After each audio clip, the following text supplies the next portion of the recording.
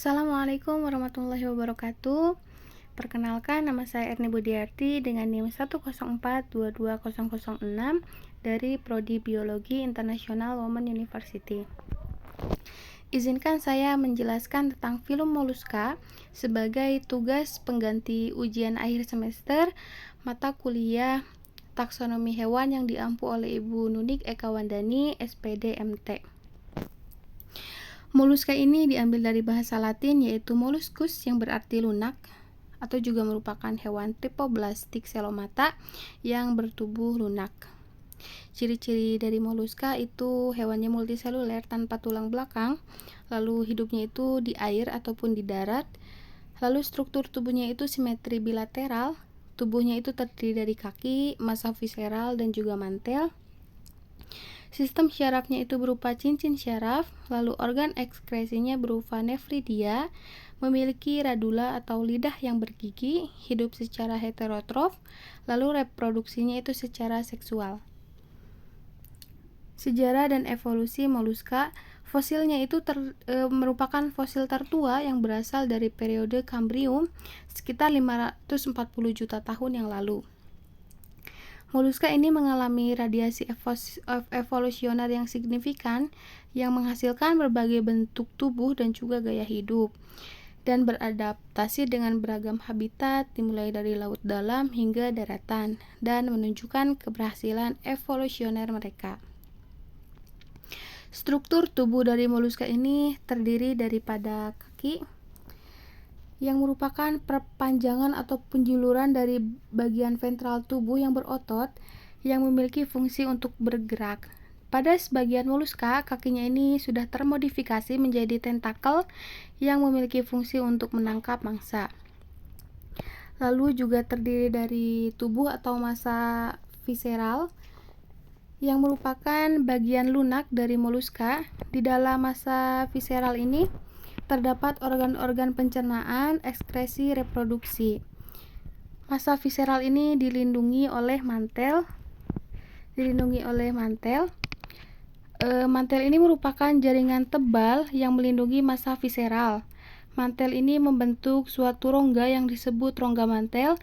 Lalu di dalam rongga mantel ini berisi cairan. Nah, cairan tersebut merupakan tempat lubang insang, lubang ekskresi, dan juga lubang anus. Klasifikasi dari moluska yang pertama itu ada kelas Gastropoda yang merupakan kelas terbesar dari moluska. Hewan ini menggunakan perutnya sebagai kaki. Lalu Gastropoda ini mempunyai radula yang panjang dan juga sempit yang ditutupi oleh deretan gigi yang kecil.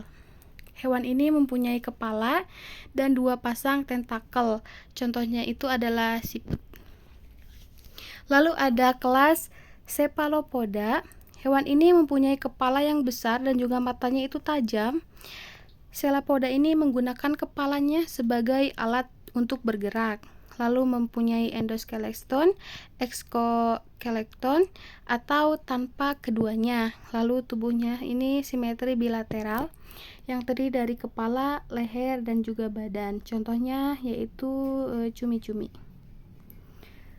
Lalu ada Pelesopoda atau Bivalvia yang merupakan hewan bercangkang yang terdiri dari 2 bagian. Memiliki sistem syaraf dan juga otak yang berkembang dengan baik. Hidupnya itu di air tawar dan juga air laut. Contohnya ada kerang mutiara, lalu ada anodonta atau kijing, lalu ada ostrea atau tiram, dan juga ada kerang raksasa. Lalu yang terakhir ini ada kelas Scapopoda yang merupakan kelas terkecil dari moluska, mempunyai kebiasaan memendamkan diri di pasir pantai dan mempunyai cangkang berbentuk tabung seperti gading. Contohnya itu ada Dentalium vulgare. Habitat moluska ini ada di laut. Jadi sebagian besar spesies moluska ini hidupnya di laut, mulai dari perairan dangkal hingga ke laut yang dalam. Lalu ada juga yang hidup di darat, seperti siput, bekicot yang hidup di darat, terutama hidupnya itu di daerah yang lembab. dan ada juga yang habitatnya itu di air tawar, seperti siput air tawar yang hidup di sungai, danau, dan juga rawa. Peran ekologis moluska yang pertama itu dalam rantai makanan. Moluska ini merupakan sumber makanan penting bagi berbagai hewan laut, lalu juga sebagai dekomposer, karena siput dan keong ini dapat membantu mengurai materi organik dan juga berperan penting dalam daur ulang nutrisi. Lalu juga sebagai bioindikator, moluska ini dapat digunakan sebagai bioindikator untuk menilai kesehatan dari ekosistem dan sebagai penghasil mutiara. Beberapa spesies seperti tiram ini mampu menghasilkan mutiara yang bernilai ekonomis. Lalu moluska dalam kehidupan manusia dapat kita manfaatkan untuk makanan, untuk kita konsumsi seperti kerang, tiram, dan juga cumi-cumi yang merupakan makanan laut yang populer. Lalu bisa digunakan sebagai perhiasan. Cangkang dari moluska seperti mutiara ini digunakan sebagai bahan perhiasan. Lalu sebagai bahan bangunan seperti pada cangkang moluska yaitu kerang digunakan sebagai bahan bangunan tradisional. Lalu juga digunakan untuk penelitian dalam penelitian biologi dan juga kedokteran. Tantangan dan ancaman bagi moluska yaitu pencemaran, di mana pencemaran air dan juga tanah ini dapat membahayakan kesehatan moluska. Lalu juga penangkapan yang berlebihan, ini dapat menyebabkan penurunan populasi dari moluska itu sendiri. Lalu juga perubahan iklim yang dapat mempengaruhi habitat dan juga siklus hidupnya, dan kehilangan habitat. Dari pembangunan dan degradasi habitat dapat mengancam kelangsungan hidup dari moluska. Mungkin cukup sekian yang dapat saya sampaikan. Mohon maaf atas segala kesalahan dan kekurangan.